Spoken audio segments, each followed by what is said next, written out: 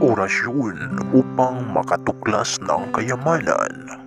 Yes, hello! Magandang araw na naman sa inyong lahat mga kapatid. Maligayang pagbabalik sa aking munting channel. Kumusta mga kapatid at sana nasa mabuti kayong kalagayan ngayon.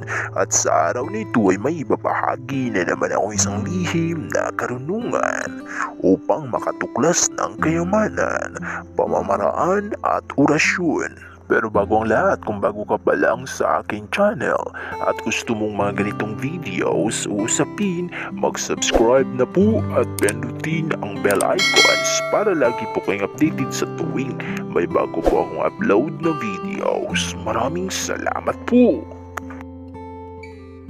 Orasyon pangkabuhayan. Ang mga orasyong ito ay mula sa iba't ibang mga pinagmulan ng sulat, kamay na orasyon na sinasabing mabisa sa iba't ibang aspeto ng kabuhayan. Ang pamamaraang Pilipino sa pagpapaandar ng mga orasyon ay ang pagbanggit nito sa sarili ng paulit-ulit hanggang sa makabisa ito. Kapag nakabisa mo na ay sinasabing ang bisa rin ng orasyon ay magbubukas para sa iyo. Ang ginagawa ng ating mga ninuno mga kapatid ay magdasal ng rosaryo sa umaga o sa gabi, saka magdadasal ng pansariling panalangin.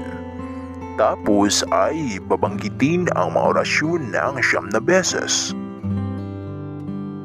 At ang iba naman po mga kapatid ay magdasal ng 3 Ama Namin, 3 Abang Ginoong Maria, at 3 sumasampalataya.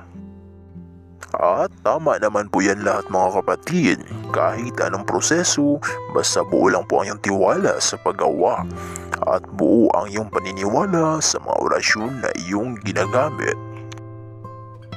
At ang paraan sa paggamit ng orasyong ito. Matapos makabisa ang orasyong ito mga kapatid ay maaaring iusal ito ng 9 beses at saka iihip sa lugar ng tindahan o di kaya ay usalin ito ng 9 beses sa umaga sa pagbubukas ng tindahan o negosyo.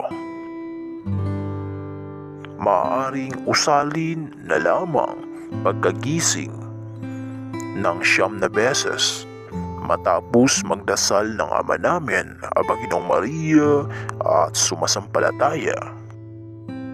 At kung kayo naman ay isang treasure hunter mga kapatid, matapos makabisa ang mga nasabing orasyon, ay usalin ito ng paulit-ulit sa tuwi-tuwi na habang gumagamit ng detektor, pendulum at iba pang pangtuklas ng kayamanan. At ito po mga kapatid ang orasyon pangkabuhayan at upang makatuklas ng kayamanan. Jesus, Jesus, Jesus, Santay Kuambiama, di Amen, di Taramtom Sarapa, Sarasa Iwa, en Cansino Betarkum Ampilam Pater, Ihamigusum Biamatam Tuam Tarot, Atar Gayzun Resende Seto Satur Aripo, Tinit Opira, Ruta Sulka Orkajak, Amen. Usalin po yan kapatid ng 9 beses. At dapat po kapatid na buo ang iyong tiwala sa paggawa at paggamit ng orasyong ito.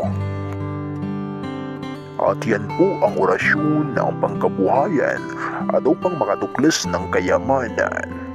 At sana po sa video ito ay nakatulong po ito sa inyo. Sana namang kapuluhan ang naibagi ko sa inyo mga kapatid. At yan lang po muna sa araw na ito. Maraming salamat sa panonood mga kapatid. Hanggang sa susunod ko pong videos. Thank you so much and God bless sa ating lahat.